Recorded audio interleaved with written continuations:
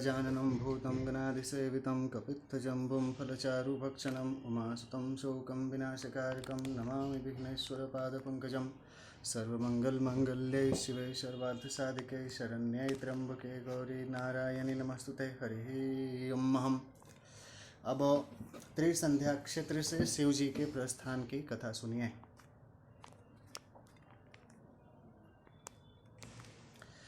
इधर मयूरेश गणपति की ख्याति बढ़ती जा रही थी। उग्रेक्षण द्वारा भेजे हुए समस्त राक्षस उनके द्वारा मारे गए थे। इसी वजह से वह बहुत व्याकुल था। इस पर भी जब उसे यह ज्ञात हुआ कि गणेश ने नागलोक पर भी विजय प्राप्त कर ली है, तब तो वह बहुत ही चकित और भयभीत हो गया। इधर शिव पार्वती ने विचार किया कि हमारे पुत्र के कारण असुरों के उपद्रव बहुत बढ़ गए हैं। इस कारण पुत्र की सुरक्षा पर अब अधिक ध्यान दिया जाना आवश्यक है। अच्छा हो कि यहाँ से अन्यत्र चलकर रहा जाए, क्योंकि हमारे कारण यहाँ के निवासी ऋषि मुनियों को भय और आतंक का जीवन व्यतीत करना पड़ रहा है। उनके जाने की बात सुनकर मुनियों को बड़ा दुख हुआ। वे नहीं चाहते थे कि कैलाशपति शिव, माता पार्वती और गणेश जी वहाँ से जाएं। उन्होंने शिव जी से प्रार्थना भी की, किंतु उन्होंने वहाँ से हटना ही उचित समझा। वे वहाँ से चलने को तैयार हुए। उसी समय वहाँ समस्त ऋषिगण एवं ऋषि पत्नियाँ उपस्थित होकर विरह से व्यथित हो रहे थे। अनेक ऋषि मुनि तो उनके साथ ही चल पड़े। उनके साथ उनकी पत्नियाँ और बालक भी थे। शिवगणों का भारी समुदाय तो साथ था ही। जब वे मार्ग में थे, तभी उग्रेक्षण ने कमलासुर नामक अपने अत्यंत पराक्रमी वीर को उन्हें मार डालने के लिए भेजा, जो कि 12 अक्षौहिणी चतुरंगिणी दैत्य सेना के साथ मार्ग में ही आ डटा। शिवगणों ने आकर उसकी सूचना दी और कहा कि अच्छा हो कि हम आगे न बढ़ें और पीछे लौटकर असुरों की गतिविधि पर दृष्टि रखें। गणपति ने कहा कि यदि पिताजी आज्ञा दें तो मैं अकेला ही उस समस्त 12 अक्षौहिणी सेना को भस्म कर डालूं। पीछे लौटने की कोई आवश्यकता नहीं है।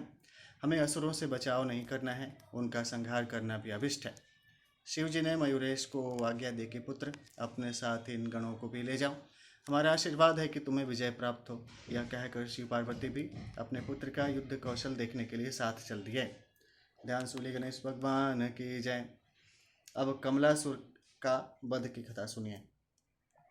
कमलासुर ने देखा कि गणेश स्वयं युद्ध करने आ रहे हैं, तो उसे बड़ी प्रसन्नता हुई।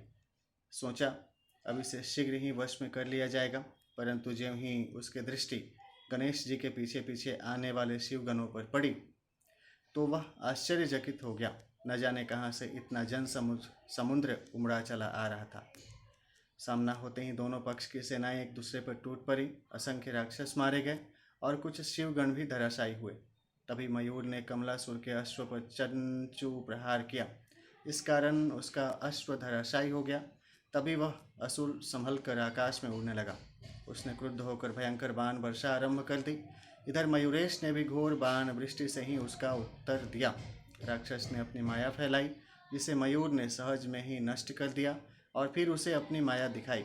असुर जितना देखता उधर मयूरेश ही दिखाई देने लगे। जिधर देखता उधर मयूरेश ही दिखाई देने लगे। दशतिक्षुं मयूरेशं ददर्शं कमलासुर विस्मिताक्षाद्यं नयने हृदय तम परिदृष्टवान। उसने अपनी आंखें बंद कर ली तो अपने हृदय में भी मयूरेश के ही दर्शन होने लगे। यह देखकर वह अत्यंत आश्चर्यचकित हुआ और अपना वश न चलता देख रणक्षेत्र छोड़कर भाग निकला। देवताओं ने यह देखा तो वे उसे पकड़ लाए और बोले कि राक्षस, तू जाता कहाँ है? कायरों के समान भागकर दैत्य कुल को अपयश का भागी न बना, युद्ध कर। विवश कमलासुर पुनः युद्ध करने लगा। उसने घोर गर्जना की और अनेक प्रकार तीक्ष्ण अस्त्र शस्त्र लेकर प्रहार करने लगा। उसने पुनः विविध भांति की मायाएं रची, किंतु मायानाथ के समक्ष उसकी एक भी न चली। समस्त मायाएं देखते देखते विलीन हो जाती। अंत में मयूरेश ने त्रिशूल से उसके मस्तक पर प्रहार किया, जिससे मस्तक कटकर भीमा नदी के दक्षिणी तट पर जा गिरा। राक्षसों का विशाल सेना नष्ट हो चुकी थी। सर्वत्र मयूरेश्वर का जय घोष हो रहा था। प्रसन्न हुए उमा महेश्वर ने पुत्र का अभिनंदन किया और देवगण एवं मुनिगण प्रसन्न होकर उनकी स्तुति करने लगे। आकाश से पुष्प वृष्टि होने लगी। विश्वकर्मा ने उपस्थित होकर वही मयूरेश क्षेत्र का निर्माण किया। सुंदर नगर बसाया गया तथा सभी के रहने की समुचित व्यवस्था की गई। शिव पार्वती के लिए एक सुंदर भवन बनाया। उसमें उन्होंने मयूरेश्वर गणेश के साथ निवास किया। ध्यान से बोलिए गणेश भगवान की जय। अब मंगल दैत्य के वध की कथा सुनिए। मंगल नामक एक अत्यंत भयंकर और महाबलशाली दैत्य था। वह वराह का रूप बनाने में सिद्धहस्त था, इसलिए उग्रेक्षण की आज्ञा होने पर भयंकर एवं विशालकाय वराह का रूप रखकर वह मयूरेश क्षेत्र में आया और बड़े बड़े वृक्षों को टक्कर मारकर गिराता और धरती को कंपायमान करता हुआ मयूरेश्वर के समक्ष आकर उछल कूद करने लगा। गणेश जी ने ज्यों ही उसे देखा त्यों ही उसके दांतों को पकड़कर तीव्रता से नीचे ऊपर करने लगे, किंतु वह छुड़ा न सका। मयूरेश्वर ने उसके दांतों को ही नीचे ऊपर करते हुए अवसन्न कर दिया और अंत में उसका शरीर प्राणहीन कर दिया। ध्यान से बोलिए गणेश भगवान की जय। अथ षष्ठाध्याय। हम अब नंदी के पराभव की कथा सुनिए। एक दिन शिव जी ने मस्तक से चंद्रमा उतार कर रख दिया था, जिसे लेकर गणेश जी बालकों के साथ खेलने के लिए कुछ दूर चले गए। भगवान शंकर ने चंद्रमा को न देखकर गणों से उसके विषय में पूछा, तो वे बोले कि प्रभु, उसे तो आपके पुत्र उठा ले गए हैं। हमने समझा कि आपकी आज्ञा से ही ले जा रहे होंगे, इसलिए उन्हें टोका भी नहीं। शिव जी ने एक गण को आदेश दिया कि जाओ उससे चंद्रमा ले आओ। गण ने जाकर मयूरेश से चंद्रमा देने को कहा, तो वे बोले कि अभी तो इसके साथ खेल रहा हूँ, बाद में दूंगा। उसने लौटकर शिव जी को उनका उत्तर बता दिया, तो उन्होंने कई गणों को एक साथ भेजते हुए कहा कि यदि वह चंद्रमा दे दे तो ठीक, अन्यथा यहाँ ले आओ। शिव गणों ने गणेश जी से चंद्रमा मांगा तो उन्होंने नहीं दिया। इस पर गणों ने कहा, तो स्वयं अपने पिताजी की सेवा में उपस्थित होकर कह दें। उन्होंने उत्तर दिया, मैं तीनों लोकों को उत्पन्न करने वाली अत्यंत महिमामयी माता शिवा का पुत्र हूँ, तुम जैसे सामान्य लोग मुझे कैसे ले जा सकते हैं। यह कहकर उन्होंने दीर्घ निश्वास छोड़ा, जिससे विवश हुए शिवगण वायु में पत्तों के समान उड़ते हुए शिव जी के समक्ष जाकर गिरे। उनकी दशा देखकर शिव जी को क्रोध आ गया। उन्होंने प्रथमादि गण को आज्ञा दी कि जाओ गणेश को पकड़ लाओ। प्रथमादि गण ने आज्ञा पालनार्थ गणेश जी से जाकर कहा कि मयूरेश्वर आपके पिता बुलाते हैं, तुरंत चलिए। इस पर अस्वीकृति सूचक सिर हिला दिया। गणों ने कहा कि हम आपको बलपूर्वक ले चलेंगे। गणेश जी ने उनका उपक्रम देखा तो उन्हें मोहित कर स्वयं अंतर ध्यान हो गए। अब वे वन वन में जाकर उनकी खोज करने लगे। उन्हें कभी तो गणेश जी दिखाई दे जाते और कभी दौड़ते हुए अदृश्य हो जाते। इस प्रकार वे जब अधिक थक गए तब गणेश जी एक स्थान पर जा बैठे और गणों की पकड़ में आ गए, किंतु उन्होंने अपना भार अधिक बढ़ा दिया। गणों ने उन्हें बांध कर ले जाने का प्रयत्न किया, किंतु वे उन्हें उठा ही नहीं सके। बहुत प्रयत्न करने पर भी असफल रहने पर उन्होंने शिव जी से कहा कि भगवान, हमने उन्हें लाने का बहुत प्रयत्न किया, किंतु मिलकर भी न उठा सके, इसलिए अपनी असफलता पर हमें स्वयं लज्जा आती है। शिव जी हंसे। उन्होंने नंदीश्वर को बुलाकर कहा कि नंदी, आश्चर्य है कि अकेला गणेश इतना भारी हो गया है कि उसे यहाँ ले आने में कोई भी सफल नहीं हुआ। अच्छा, अब तुम जाकर इसे साम दाम दंड भेद की नीति के साथ लेकर आओ। शिव जी की आज्ञा पाकर नंदीश्वर चले और मुनि कुमारों के साथ खेलते हुए गणेश जी से जाकर बोले कि गणपते, आपके पूज्य पिताजी बुलाते हैं, इसलिए शीघ्र ही वहाँ चलिए। उन्होंने अस्वीकृति सूचक सिर हिलाया तो नंदीश्वर बोले कि यदि स्वेच्छा से न चलोगे तो मैं बलपूर्वक ले चलूँगा। मुझे सामान्य गणों के या प्रमथादि के समान न समझना।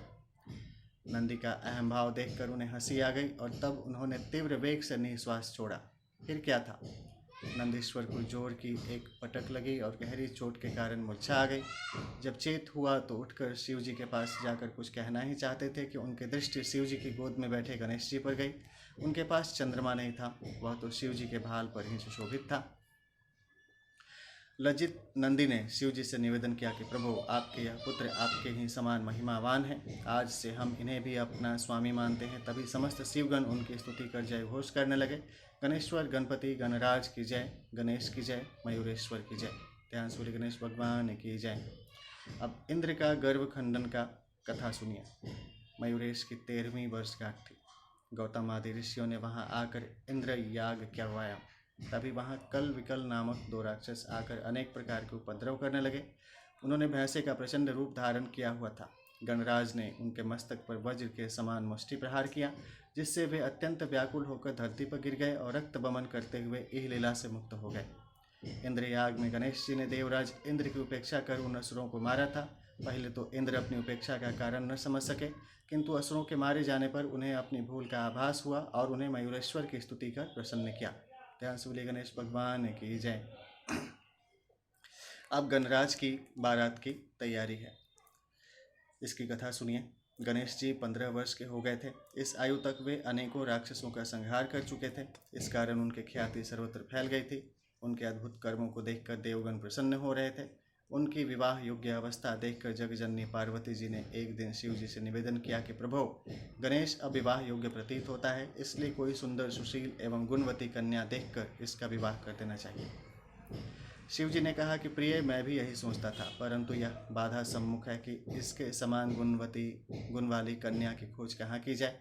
यह विचार चल ही रहा था कि महर्षि नारद जी बीना बजाते हुए वहां आ पहुंचे। शिव और शिवा ने उनका अत्यंत स्वागत सत्कार कर बैठने को श्रेष्ठ स्थान दिया। तभी शिव जी ने कहा कि देवर्षि, आज तो आपके दर्शन बहुत समय के पश्चात हुए हैं।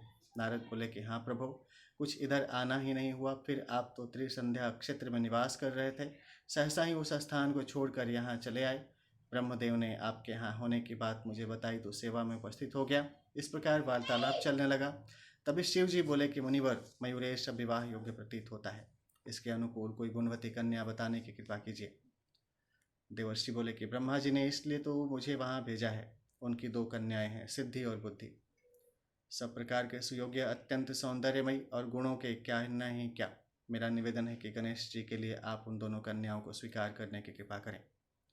शिव शिवा दोनों ही प्रसन्न हुए। विवाह की तिथि निश्चित हुई और दोनों ओर से निमंत्रण पत्र भेजे जाने लगे। सर्वत्र आनंद छा गया। देवगण, ऋषिगण, शिवगण और मुनि कुमार सभी प्रसन्न हो उठे। समय पर वर यात्रा की तैयारी आरंभ हुई। बारात बड़ी विचित्र थी। सभी देवता अपने अपने अद्भुत वाहनों पर सवार होकर चल दिए। इंद्र ऐरावत पर, शिवजी नंदी पर तथा गणेश जी मयूर पर बैठे थे।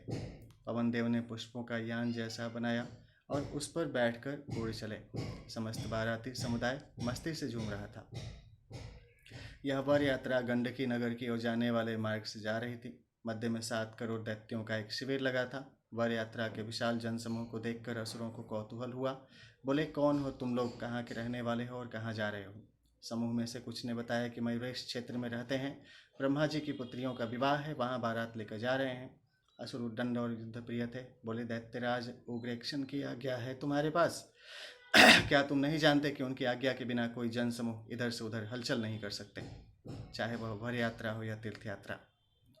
देवगणों ने समझाते हुए कहा, यह कोई ऐसी कार्य नहीं है जिसके लिए दैत्यराज की अनुमति आवश्यक होती, इसलिए व्यर्थ ही शुभ कार्य में विघ्न मत डालिए। उद्यत दैत्य सेनापति बोला कि बकवाद न करो, हमको जैसा आदेश है वही करेंगे। यहाँ से आगे बढ़ने का विचार छोड़ो, चुपचाप वापस लौट जाओ। गणराज को उसकी उद्दंडता अच्छी नहीं लगी। वे तीव्र स्वर में बोले कि व्यर्थ बातें मत बनाओ, चुपचाप मार्ग छोड़ दो, अन्यथा सेना सहित नष्ट हो जाओगे। दैत्य सेनापति ने कहा कि आज बड़ा अच्छा दिन है, हमारा आहार स्वयं हमारे पास आ गया है। तुम्हारे जैसे मनुष्य को ही तो हम खा जाने के लिए ढूंढते हैं। तदुपरांत उसने आक्रमण का आदेश दिया। उधर से भी शिवगण आगे बढ़े और देवगण उनकी सहायता करने लगे। बड़ा भयंकर युद्ध होने लगा। मयूरेश्वर ने दर्भास्त्र के प्रयोग का आदेश दे दिया। मुनि कुमारों ने हाथ में जल लेकर दर्भास्त्र का संकल्प जल छोड़ा। बस फिर क्या था, दर्भ के सूक्ष्म खंड असुर सेना में फैलकर उनके आँख, कान, नाक आदि मार्गों से श्वास के साथ शरीर में प्रविष्ट होकर हृदयों को पीड़ित करने लगे। दर्भखंडों ने असुरों को व्याकुल कर दिया। कुछ बहरे हुए, कुछ अंधे, कुछ का श्वास मार्ग छिल गया, कुछ के फुफ्फुस और हृदय विदीर्ण हो गए। इस कारण रक्त बमन करने लगे।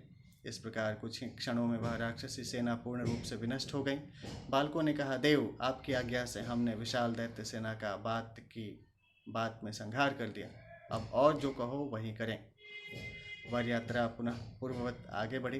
धीरे धीरे इतने दूर पहुंच गए कि वहां से उग्रेक्षण की राजधानी गंडकी नगर 1 योजन दूर रह गई। वहां गणेश जी अपने वाहन मयूर से उतर पड़े। ध्यान से बोले, गणेश भगवान की जय। अब गणपति की प्रतिज्ञा की प्रार्थना सुनिए, इसकी कथा सुनिए। यहाँ गणेश जी ने एक बृहद सिंहासन की स्थापना की जो अत्यंत सुंदर, दिव्य तथा भव्य था। उस पर उन्होंने शिव, शिवा और प्रमुख ऋषियों को बैठाया और अन्य सबको सिंहासन के आगे बैठने की व्यवस्था की। इस प्रकार समस्त जनसमूह वहाँ विश्राम के लिए ठहर गया।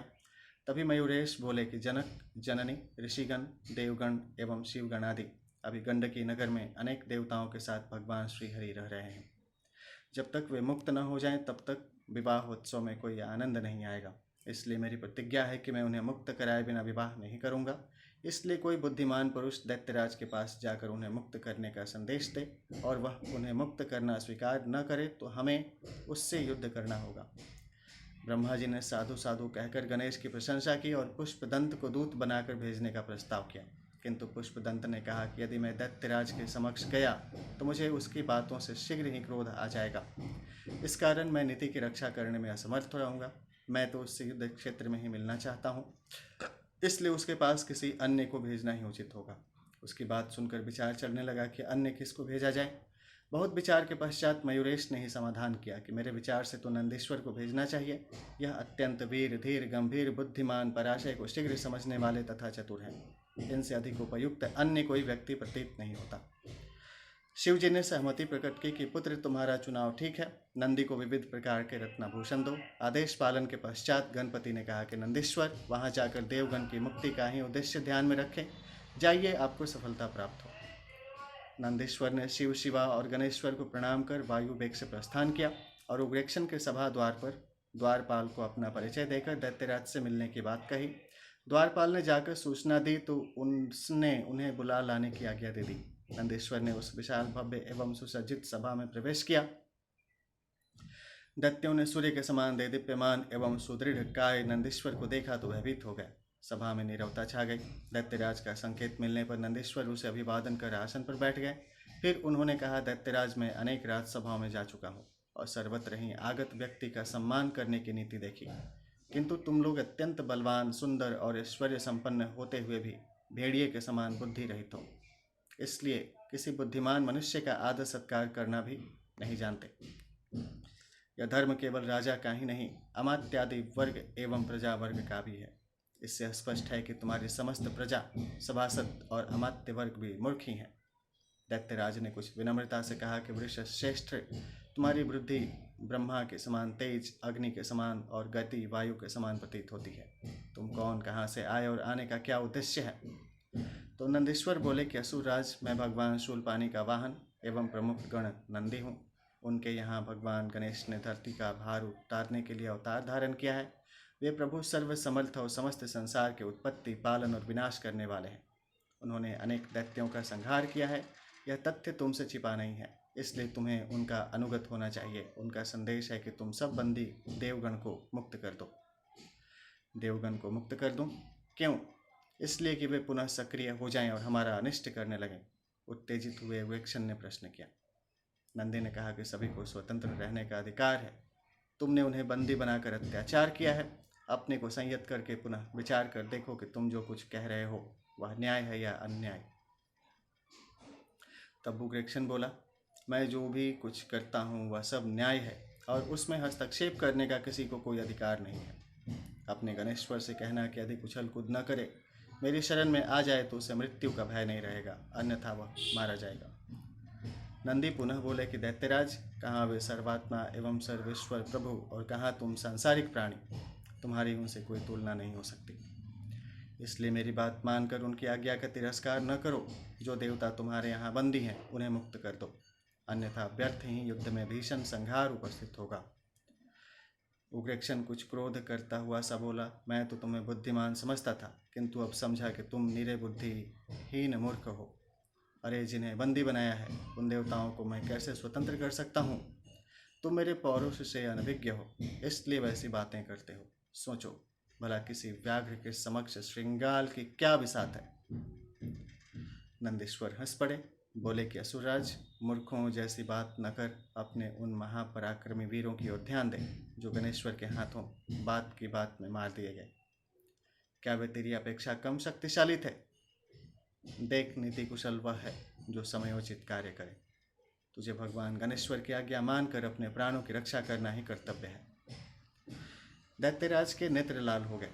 उसने क्रोधपूर्वक गर्जना करते हुए कहा कि मूर्ख बैल, तो यहाँ शांति दूत बनकर आया है या उपदेश देने? मैं तुझे दूत समझकर ही कुछ नहीं कहता, अन्यथा तेरे प्राण ले लेता। अब उस दूध मुँहे बालक की प्रशंसा मेरे सामने नहीं करना। नंदीश्वर भी गरज उठे, बोले कि मूढ़, पापी, अधम, तेरी बुद्धि मारी गई और काल सिर पर सवार है, इसलिए व्यर्थ प्रलाप कर रहा है। तेरे मुख से मयूरेश्वर की निंदा सुन अकेला मैं ही तुझे मार डालने में समर्थ हूँ, किंतु स्वामी ने ऐसा करने की मुझे आज्ञा नहीं दी है। यह कहकर नंदेश्वर ने घोर हुंकार की, जिससे समस्त दैत्य सभा भयभीत हो गई। अनेक राक्षस अकारण ही मूर्छित हो गए और अनेक इधर उधर छिप गए। यह देखकर घोर गर्जना करते हुए नंदेश्वर दैत्य सभा से उठकर वायु वेग से चल दिए। ध्यान सूली गणेश भगवान की जय। अथ सप्तमोध्याय। अब दैत्येश्वर उग्रेक्षण के साथ मयूरेश्वर का युद्ध आरंभ का कथा सुनिए। नंदेश्वर ने शिव शिवा की सेवा में उपस्थित होकर मयूरेश्वर से दैत्य सभा के समस्त समाचार कहे और अपने तथा दैत्यराज के मध्य हुई बातों से भी अवगत कराया। तब मयूरेश्वर ने शिव जी से आज्ञा लेकर प्रमथ गणों और देवताओं आदि को दैत्यों पर आक्रमण करने का आदेश दिया। वे बोले कि अब यह स्पष्ट हो गया है कि युद्ध के बिना देवताओं का छुटकारा नहीं हो सकता। यद्यपि हम युद्ध नहीं करना चाहते थे, किंतु दैत्येश्वर ने हमें विवश कर दिया है, अतः बिना किसी प्रकार का विलंब किए हमें चढ़ चलना चाहिए। यह कहकर गणेश्वर ने सिंह गर्जना की और समस्त शिव गणादि भी मयूरेश्वर की जय, गणनायक की जय का घोष करते हुए युद्ध के लिए गंडकी नगर की ओर बढ़ चले। उधर गुप्तचरों द्वारा आक्रमण का समाचार पाकर दैत्यराज ने सामना करने और शत्रुओं को आगे बढ़ने का आदेश दिया। तब 10 करोड़ दैत्यों की चतुरंगिणी सेना नगर से बाहर आकर युद्ध करने लगी। प्रमथादिगण बड़ी वीरता, धैर्य और साहस से युद्ध कर रहे थे। दोनों ओर से अनेक प्रकार के मारक शस्त्रास्त्र प्रयोग में लाए जा रहे थे। असुरों पर शिवगण भारी पड़ रहे थे। दैत्य सेना कटती जा रही थी और धरती पर शवों का अंबार लगता जा रहा था। धीरे धीरे दैत्यों की विशाल सेना काल कवलित हो गई तथा कुछ थोड़े से बचे खुचे दैत्य उग्रेक्षण के पास जाकर बोले कि राजाधिराज, शिव सेना ने हमारी विशाल वाहिनी को समाप्त कर डाला और नगर की सीमा, बाह्य भागों, वनों, खेतों, जलाशयों एवं अन्य महत्वपूर्ण स्थानों को अपने अधिकार में कर लिया है। हम बड़ी कठिनाई से अपने प्राण बचाकर युद्ध का समाचार देने आए हैं। उसे पहले तो उनकी बातों पर विश्वास ही नहीं हुआ और जब उसे विश्वास हो गया तो शोक के कारण प्रलाप करने लगा कि देखो, पतंगों के समान तुच्छ शिवगणों ने मेरी मंदर गिरी के समान विशाल एवं अजेय सेना को नष्ट कर डाला। अब क्या किया जाए? अमात्यों ने उसे समझाया, महाराज, अभी हमारे पास असंख्य सैनिक और सब प्रकार के साधन उपलब्ध हैं। आप आज्ञा दीजिए जिससे कि रणक्षेत्र में पुनः सेना भेजी जा सके। वे तुच्छ शिवगण अवश्य ही पराजित होंगे। उग्रेक्षण ने कुछ प्रसन्नता व्यक्त करते हुए कहा कि अच्छा, इस बार अधिक पराक्रम वीरों की सेना भेजी जाए। उसकी संख्या भी पहले से अधिक रहे। मैं स्वयं भी रणक्षेत्र में पहुंचता हूं। अब पहले से अधिक विशाल दैत्य सेना रणभूमि में आ पहुंची। उग्रेक्षण स्वयं भी अश्व पर सवार होकर वहां पहुंचा और उसने वीरों को भीषण आक्रमण करने का आदेश किया। इस बार दैत्यगण प्राणों का मोह छोड़कर युद्ध करने लगे, इसलिए शिवगणों के पांव उखड़ गए और वे राक्षसों के सामने पीछे हटने के लिए विवश हो गए। यह देखकर स्वयं मयूरेश्वर अपने वाहन मयूर पर सवार होकर युद्ध में आ डटे। शिव जी भी नंदीश्वर पर आरूढ़ होकर युद्ध करने लगे। शिवगणों ने पुनः असुरों को काटना प्रारंभ कर दिया। नंदीश्वर ने उग्रेक्षण पर मुख से प्रहार किया तथा उसका घोड़ा मार डाला और उसका छत्र तोड़ दिया। इसलिए दैत्यराज दूसरे घोड़े पर बैठकर आया। तभी उसके अमात्य कौस्तुभ और मैत्र नामक 2 दैत्यों ने उसे विश्वास दिलाया कि असुरराज, शत्रुओं को नष्ट किए बिना हम आपको अपना मुख नहीं दिखावेंगे। निश्चय मानिए कि हमें कोई भी परास्त नहीं कर सकता। अब उग्रेक्षण ने चैन की सांस ली। युद्ध जोरों पर चल पड़ा। शिवगण असुरों का पराक्रम सहन करने में असमर्थ रहे, इसलिए विजय श्री असुरों के ही गले पड़ी। मयूरेश की सेना बहुत दूर तक पीछे ढकेल दी गई। विजयी दैत्य सेना विजय गीत गाती हुई नगर में पहुंची। अब वीरभद्र, नंदीश्वर एवं मयूरेश परस्पर विचार करने लगे कि क्या किया जाए। निश्चय हुआ कि शत्रु को अधिक संभलने न देने के उद्देश्य से तुरंत ही घोर आक्रमण किया जाए। वही किया गया और दोनों की सेनाएं युद्ध में डट गईं। घोर युद्ध हुआ। एक बार षडानन गणराज मूर्छित हो गए, किंतु मैत्र और कौस्तुभ दोनों मारे गए एवं बहुत ही राक्षसी सेना का संहार हो गया। शेष सेना भाग खड़ी हुई। विजयी शिवगण मयूरेश्वर की जय कहते हुए विजय उल्लास मनाने लगे। अपनी सेना को पराजित हुई देखकर दैत्यराज ने पुनः विशाल सेना के साथ रणांगन में प्रवेश किया और घोर युद्ध करने लगा। उसके साथ अमरसमय आदि 7 महारथी भी आए थे, जिन्होंने पृथक पृथक 7 व्यूहों की रचना की। यह देखकर गणेश्वर स्वयं मयूर पर सवार हुए और नंदी, पुष्पदंत आदि वीरों के साथ उन व्यूहों को तोड़ने के उद्देश्य से बढ़े। 10 लाख वीरों के साथ भूतनाथ, शिव एवं विकट नामक वीर थे। वीरभद्र और षडानन के साथ भी असंख्य सैनिक थे। अति गतिवान, साहसी और विजय की इच्छा वाले अत्यंत दुराधर्ष वीरों की सुरक्षित सेना 50 सहस्त्र थी। इस प्रकार मयूरेश्वर पक्ष में भी विशाल वाहिनियाँ थीं, जिनके साथ व्यूह इधर भी बनाए गए थे। इस दिन बड़ा विकट संग्राम हुआ। शिव पक्ष के वीरों ने अपने प्राणों की बाजी लगा दी, जिसके फलस्वरूप 7 दैत्य महारथी मारे गए। असुरों की ओर पराजय से संतप्त हुआ उग्रेक्षण भागकर अपनी राजधानी जा पहुंचा। ध्यान से बोली गणेश भगवान की जय। अब उग्रेक्षण की पुनः पराजय की कथा सुनिए। उग्रेक्षण अपनी बार बार की पराजय से बहुत दुखित हो रहा था। उसने सोचा, मेरे वीर सैनिक सदैव देवताओं को दबाए रखने और मारने में समर्थ थे, वे आज भुनगों और मच्छरों के समान मार डाले गए। यह विपरीत बात कैसे देखने सुनने में आ रही है। अब देखो, शिवगणों का मद और उत्साह कैसे बढ़ गया है। जैसे भी हो, उनको वश में करना ही होगा। अमात्यों से परामर्श लिया तो उन्होंने उसे धीरज रखने की बात कहकर आश्वस्त किया और पुनः विशाल सेना के साथ युद्ध में जाने का प्रोत्साहन देते हुए बोले कि राजाधिराज, आप चिंतित न हो। जब तक श्वास तब तक आस वाले सिद्धांत को ध्यान में रखते हुए ही कार्य करें, आपकी विजय निश्चित है। उग्रेक्षण ने इस बार और भी अधिक तैयारी की और पुनः विशाल सेना के सहित युद्ध क्षेत्र में पहुंच गया। उसने जाते ही तीक्ष्ण बाणों की वर्षा आरंभ की और कुछ ही देर में अधिकांश शिवगणों को पराजित कर दिया। वे अत्यंत विह्वलता से इधर उधर भाग निकले। इस प्रकार शिवसेना का अपकर्ष दिखाई देने लगा। अब यह घोड़े से नीचे उतर आया तथा भयंकर बाण वर्षा करने लगा। उसने वीरभद्र को पांव पकड़कर उठाया और चारों ओर घुमाकर धरती पर दे मारा। इससे वे बुरी तरह आहत पीड़ित हो गए। फिर उसने नंदीश्वर के मस्तक पर शस्त्र प्रहार किया, जिससे उनके मस्तक से लोहित धारा निकलने लगी। उग्रेक्षण वस्तुतः उग्र हो उठा। उसने पुष्पदंत, हिरण्यगर्भ, श्यामल, चपल, रक्त लोचन, सुमुख, भृंगी आदि अनेक प्रमुख शिवगण और देवगण आदि को बुरी तरह आहत भी कर दिया। वे सभी रण विमुख हो गए। केवल मुनि कुमारों के साथ गणेश्वर ही युद्ध कर रहे थे। उसने सोचा कि समस्त विग्रह की जड़ यही बालक है। इसका वध होते ही शिवगण आदि पराजित हो जाएंगे, फिर कोई भी युद्ध करने का साहस न करेगा। इसलिए सर्वप्रथम इसी को समाप्त करना चाहिए। ऐसा विचार कर उग्रेक्षण विनायक की ओर क्रोधपूर्वक बढ़ा। उसकी गर्जना का उत्तर गर्जना से मिला तो उसने भयंकर बाण वर्षा आरंभ कर दी। मयूरेश्वर ने उसके सभी बाण काट डाले और अपने बाणों से उसे पीड़ित करने लगा। दैत्यराज ने भगवान भास्कर का स्मरण किया और सूर्य प्रदत्त दिव्यास्त्र को धनुष पर चढ़ाकर मयूरेश पर छोड़ दिया, किंतु गणेश्वर के परशु प्रहार से उसके हजारों टूक हो गए। उसके हाथों के भी सैकड़ों खंड हुए और धनुष धरती पर आ गिरा। अब उसने चक्र चलाया, वह भी गणेश्वर द्वारा प्रक्षेपित शूल से टकराकर दैत्यराज के ही मस्तक पर आ गिरा। इससे उसके कानों सहित कुंडल पृथक हो गए तथा वह शूल, कान, कुंडल और मुकुट के सहित गणेश्वर के पास लौट आया। उग्रेक्षण को शूल के इस प्रभाव पर बड़ा आश्चर्य हुआ और भयभीत एवं आशंकित होते हुए भी उसने क्रोध प्रदर्शित किया कि मूर्ख, तो इस सामान्य कार्य को दुस्तर समझता है। तूने मेरे कान काटे हैं तो मैं तेरी नाक उड़ा देता हूँ, ले देख मेरा पराक्रम। यह कहकर वह खड़क तान कर मयूरेश पर झपटा, किंतु जब उसे सर्वत्र मयूरेश ही मयूरेश दिखाई देने लगे, सब और असंख्य मयूरेश अट्टहास कर रहे थे, उसका साहस टूट गया और पलायन के विचार से अपने दुर्ग में लौटने का विचार किया।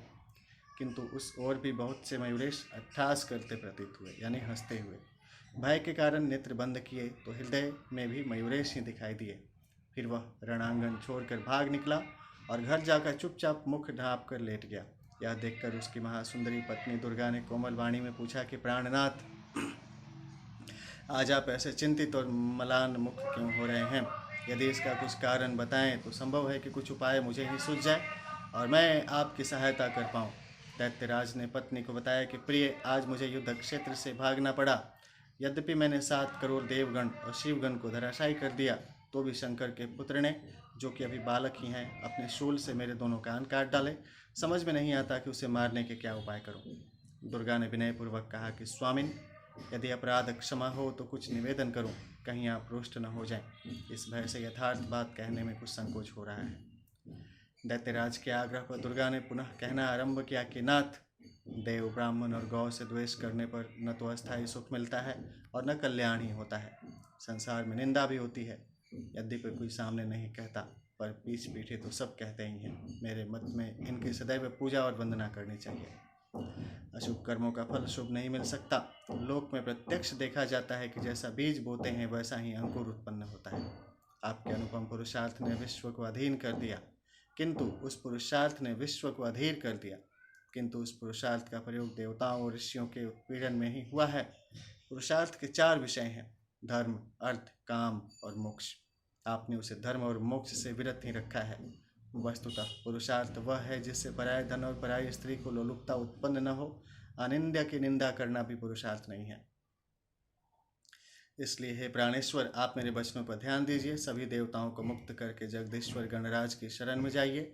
वे प्रभु आपको अवश्य क्षमा कर देंगे। यदि आप मेरे निवेदन को न मानेंगे तो निर्विघ्न सुख से निश्चिंत ही वंचित हो जाएंगे।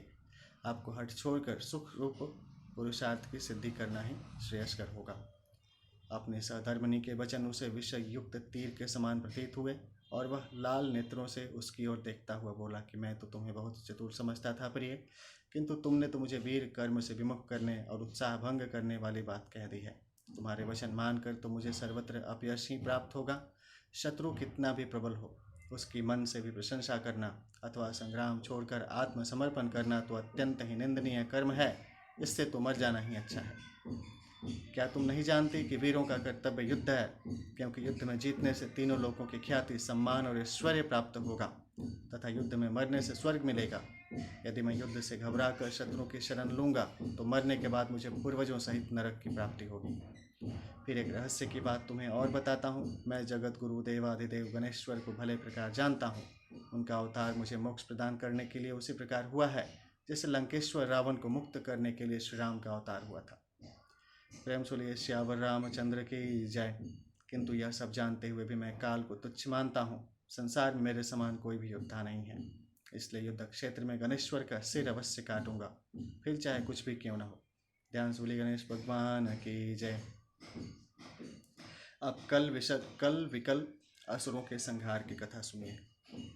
यह कहकर उसने राजसी पोशाक धारण की और राजसभा में जाकर कल और विकल नामक 2 महावीरों से बोला कि कल विकल दोनों मेरी बात सुनो।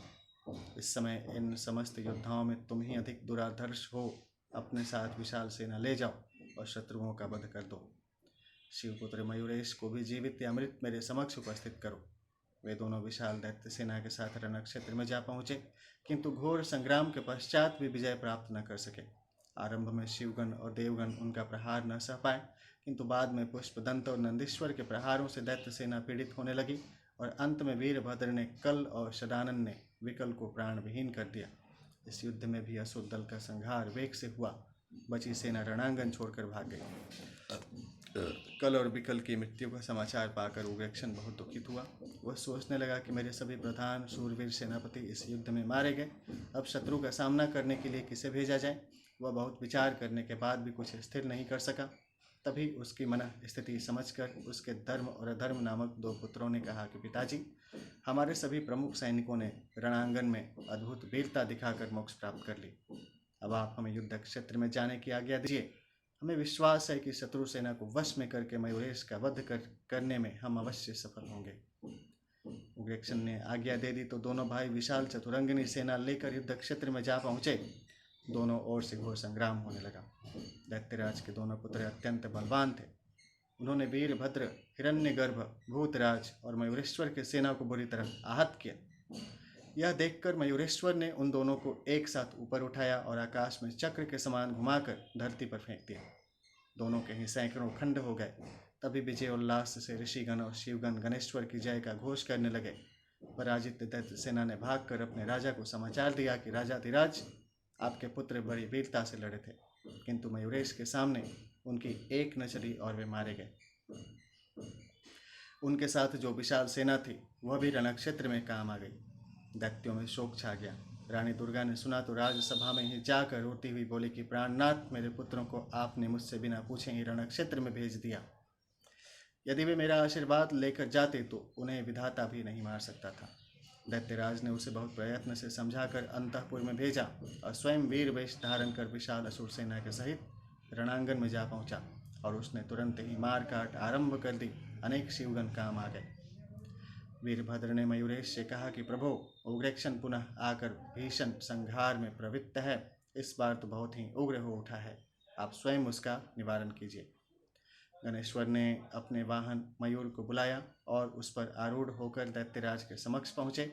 उग्रसेन ने माया का आश्रय लिया तो मयूरेश ने उसकी समस्त माया नष्ट कर दी और फिर उसके अनुयायी असुरों का संहार प्रारंभ कर दिया। धीरे धीरे विशाल दैत्य सेना समाप्त हो गई। मयूरेश के प्रहारों के समक्ष उग्रेक्षण का पौरुष काम न कर सका। वह रणक्षेत्र से भागकर अपने भवन में जा पहुंचा। अब अगली कहानी है दैत्येश्वर उग्रेक्षण का वध है। इसकी कथा सुनिए। इधर विजयी शिवगण अपने स्थान पर आ गए। शिव शिवा ने मयूरेश से विश्राम करने का आग्रह किया। तभी देवर्षि नारद बोल उठे कि माता पार्वती जी, मुझे यहाँ पड़े पड़े बहुत दिन व्यतीत हो गए। पूजा पाठ भजन आदि नित्य कर्म भी मैं ठीक प्रकार से नहीं कर पाता। अभी भी उग्रेक्षण का वध शीघ्र संभव नहीं लगता, और जब तक उसका वध नहीं होगा तब तक देवगण मुक्त नहीं होंगे और न गणेश जी का विवाह ही हो पाएगा। इसलिए मैं तो अब यहाँ से जाने की आज्ञा चाहता हूँ।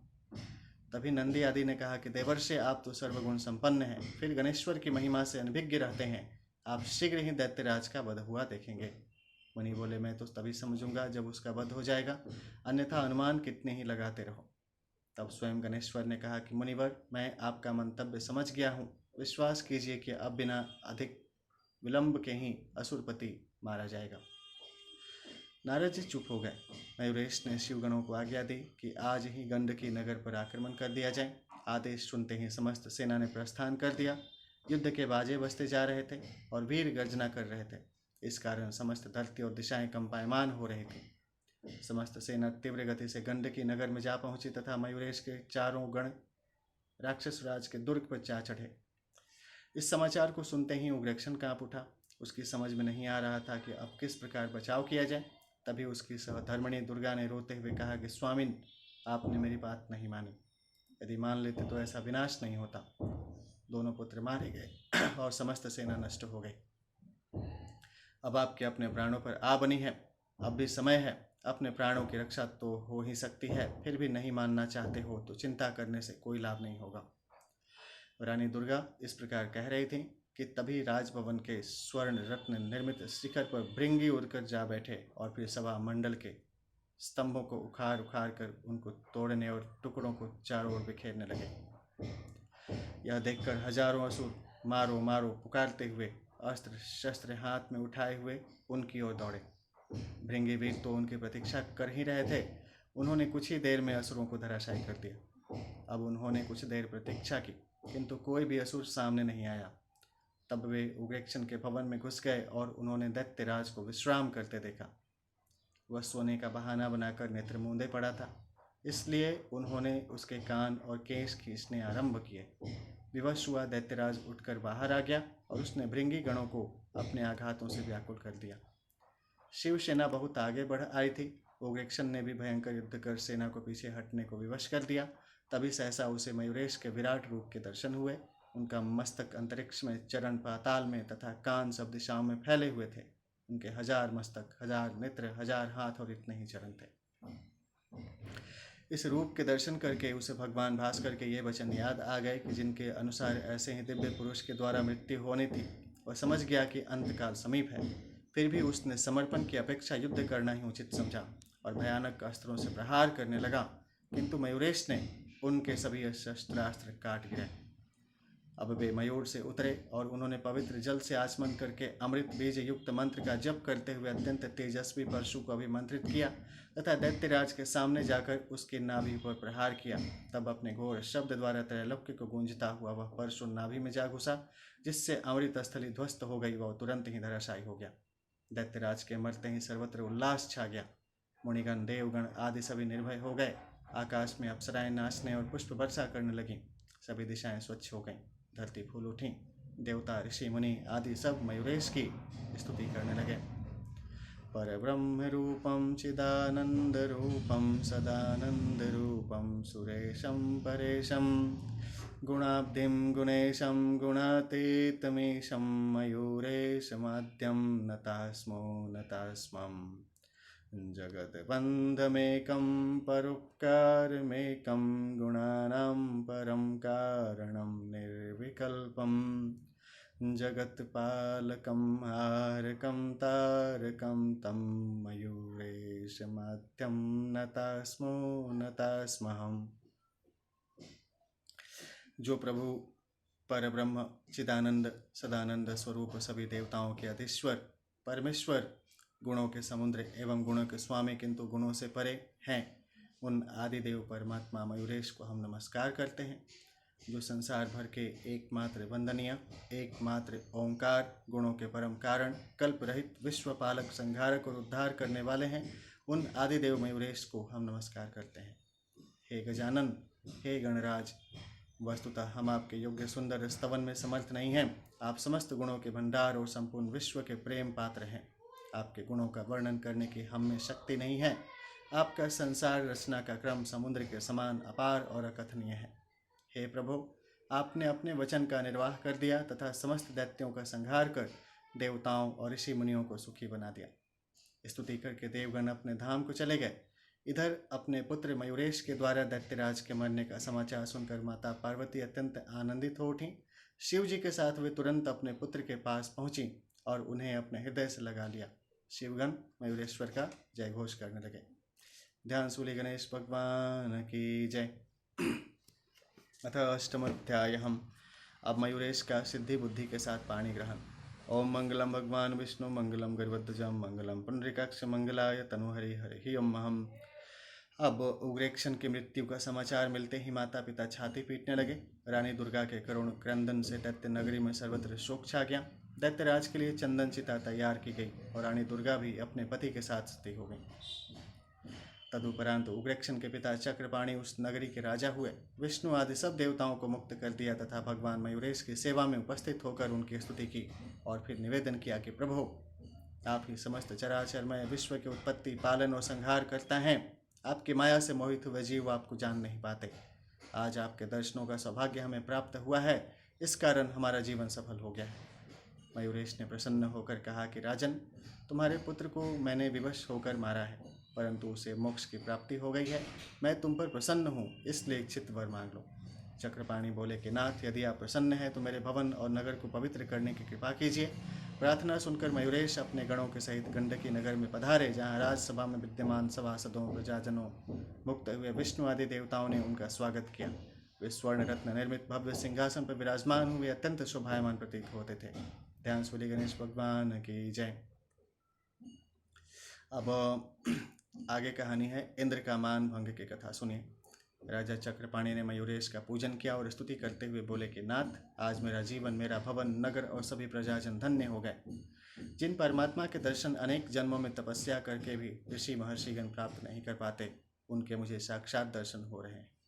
तभी भगवान मयूरेश की माया से मोहित हुए इंद्र ने कुपित होकर कहा कि राजन, तुमने सब बड़े बड़े देवताओं की उपस्थिति में एक बालक की प्रथम पूजा करके अपनी मूर्खता का परिचय दिया है। चक्रपाणी बोले, देवराज, यद्यपि आप रुद्र, सूर्य, वायु, वरुण, कुबेर, अग्नि आदि समस्त देवताओं को मेरे पुत्र ने हरा दिया।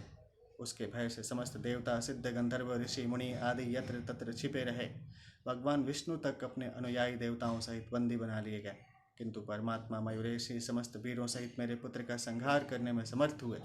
इन्होंने उसके यहाँ बंदी देवताओं को मुक्त कराया। इस कारण मैं तो इन्हीं को प्रथम पूजा का अधिकारी समझता हूँ। इंद्र का समाधान न हुआ देखकर मयूरेश ने घोर गर्जन किया, जिससे समस्त ब्रह्मांड कांप उठा। ऐसा लगा मानो ब्रह्मांड विदीर्ण हो जाएगा। उससे असंख्य प्राणी मूर्छित हो गए। सूर्य के समान प्रकाश से विश्व व्याप्त हो गया तथा तदुपरांत देवताओं ने मयूरेश के रूप में 10 भुजी गजानन भगवान के साक्षात दर्शन किए। फिर तुरंत ही 10 भुजी गजानन के स्थान पर मध्य में पद्मासन पर विराजमान वक्रतुंड, अग्निकोश में शिव जी, नैऋत्य में सूर्य, वायव्य में पार्वती जी और ईशान कोण में बैठे भगवान नारायण के दर्शन हुए। इससे समस्त देवगण भ्रमित हो गए। तभी आकाशवाणी हुई, परमपिता परमात्मा गजानन ही 5 रूपों में प्रकट होते हैं। वे सभी विघ्नों के तो नाशक तथा देवता, मनुष्य, यक्ष, राक्षस और नाग सभी के पूज्य हैं। केवल इनकी पूजा से ही समस्त देवों की पूजा संपन्न हो जाती है, इसलिए भेद बुद्धि का त्याग करना ही श्रेयस्कर है। तभी सब देवताओं ने भगवान मयूरेश के ओंकार रूप के दर्शन किए। इससे उनका भ्रम तुरंत दूर हो गया और सब उच्च स्वर से मयूरेश की जय बोलने लगे। फिर सभी देवताओं ने उनका श्रद्धा भक्ति सहित पूजन किया। राजा चक्रपाणी ने भी उनका षोडशोपचार पूजन कर स्तुति की। इसके अनंतर नारद जी ने कहा कि भगवान मयूरेश ने प्रतिज्ञा की थी कि समस्त देवताओं को बंधन मुक्त कराने के पश्चात ही विवाह करूंगा। इनकी वह प्रतिज्ञा पूरी हो चुकी है, अतएव अब सिद्धि बुद्धि का विवाह इनके साथ होना शेष है। अतः कमलोद्भव ब्रह्मा जी शीघ्र ही उस कार्य को भी संपन्न कर दें। ब्रह्मा जी प्रसन्न हुए। उन्होंने अपनी दोनों पुत्रियों का विवाह मयूरेश के साथ कर दिया। फिर विदा करते हुए हाथ जोड़कर निवेदन करने लगे कि प्रभु, आज मेरी अभिलाषा पूर्ण हो गई। इन पुत्रियों का पालन मैंने बड़े लाड़ प्यार से किया है, अब इनकी रक्षा आप स्वयं करते रहे। मयूरेश ने ब्रह्मा जी की बात स्वीकार की। तभी दैत्यराज के यहाँ वंदी देवताओं ने प्रार्थना की कि प्रभु, आपकी कृपा से ही हम बंधन मुक्त हो गए, इसलिए अब हमें स्वधाम गमन की आज्ञा दें। मयूरेश ने देवताओं और ऋषि मुनियों के प्रति आदर भाव प्रदर्शित करते हुए जाने की आज्ञा दे दी और वे सब उनका जय जयकार करते हुए अपने अपने स्थानों को चले गए। ध्यान सूर्य गणेश भगवान की जय। ओम कर्पूर गौरम करुणावतारम संसार सारम भुजगेन्द्रहारम सदा वसंतम हृदयारविंदो भवम भवानी सहितम नमामि। ओम हरिः ओम शांताकारं भुजगशयनं पद्मनाभं सुरेशं विश्वाधारं गगनसदृश्यं मेघवर्णं शुभांगं लक्ष्मीकान्तं कमलनयनं योगिवृद्धानगम्यं वन्दे विष्णुभवभयहरणं सर्वलोकैकनाथं। तो बच्चों, आज की जो आपने कथा सुनी है, इससे यह आपको सीख मिलना चाहिए कि अहंकार नहीं करना चाहिए और शक्तिशाली से भी कोई बड़ा शक्तिशाली हो सकता है और उनके साम्राज्य का अंत हो सकता है। इसलिए हमेशा उदारतापूर्ण नम्रतापूर्वक व्यवहार करना चाहिए। एक सूक्त है, विद्या ददाति विनयम, विनयात् ददाति पात्रता, पात्रताद धनम, धनाद तद सुखम। यानी विद्या से विनय की प्राप्ति होती है। आदमी क्या करता है? अनुनय विनय करता है, अप्लाई करता है, एप्लीकेशन, आवेदन, विनय की ऑनेस्टी के साथ अपनी बात को रखे कि हमारी ये ज़रूरत है, इसको आप समझिए और हमारा ये चीज़ पूरा करिए। विद्या ददाति विनयम, विनयात् ददाति पात्रता। यदि आप डिसेंसी के साथ किसी से रिक्वेस्ट कर रहे हैं कि आपके जो अधिकार हैं आपको दे दिए जाएं, जैसे मैं अपना रिक्वेस्ट लेटर भेजता हूं कि जो मेरा अधिकार है मुझे दे दिया जाए। विद्या ददाति विनयम, विनयात् ददाति पात्रता। अब पात्रता के लिए क्या होता है? एलिजिबिलिटी के लिए आपके जो सबमिशंस हैं, आपने जो प्रतिवेदन समर्पित किया है उसका उचित मूल्यांकन किया जाए, उसकी गुणवत्ता का। उसका मूल्यांकन करने के बाद उसके जो महत्व हैं उनको एंडोर्स किया जाए, अग्रेसित किया जाए, प्रोत्साहित किया जाए संदर्भित विभाग में। उसके बाद लेखा विभाग में जाए और लेखा विभाग से उस पर साइन हो करके उसका फाइल मेंटेन हो जाए और आपके अकाउंट में पैसा ट्रांसफ़र हो जाए। यह प्रक्रिया है इसका। पात्रत्वाद धनम, धनाद तद सुखम। धन जब मिलता है तो हम अपनी जीवन की आवश्यकताओं की पूर्ति कर पाते हैं, दैनंदिन खर्चों की। उसके साथ और भी जो आवश्यकता है, जैसे मुझे मेरे पैसे मिलेंगे, मैं भी अपना दैनिक खर्चा करूँगा, अच्छा खाना खाऊँगा, अच्छा कपड़ा पहनूँगा, गाड़ी से घूमूँगा, बाहर घूमने जाऊँगा, देश विदेश की यात्रा भी कर सकता हूँ, अपना घर, ज़मीन, प्रॉपर्टी, बिल्डिंग सारा बना सकता हूँ। कुछ लोगों के लिए हम दान भी कर सकते हैं, चैरिटी कर सकते हैं। घर परिवार, समाज, रिश्तेदार, जान पहचान, पड़ोसी हैं, अपने हिसाब से उनके पार्टी उत्सव में जाना आना और उस हिसाब से गिफ्ट देना, गिफ्ट लेना, प्रोग्राम सेलिब्रेशन करना, ये सब जीवन का भाग होता है। इन सब चीज़ को किया जा सकता है। तो आप लोगों के जीवन में आपकी प्रगति हो, आप विभिन्न कार्यक्रमों में भाग ले सकें, आपकी वहाँ शामिल हो सकें और अपने अभिव्यक्ति से, अपने प्रेजेंटेशन से आप अपने व्यक्तित्व को विकसित करते हुए लोगों के बीच में एक प्रभावशाली व्यक्तित्व का निर्माण कर सकें। आपको ऐसी शुभकामना, आशीर्वाद है। ओम नमः शिवाय। आगे की कथा बाद में आपके साथ साझा करेंगे। ध्यान से बोलिए गणेश भगवान की जय।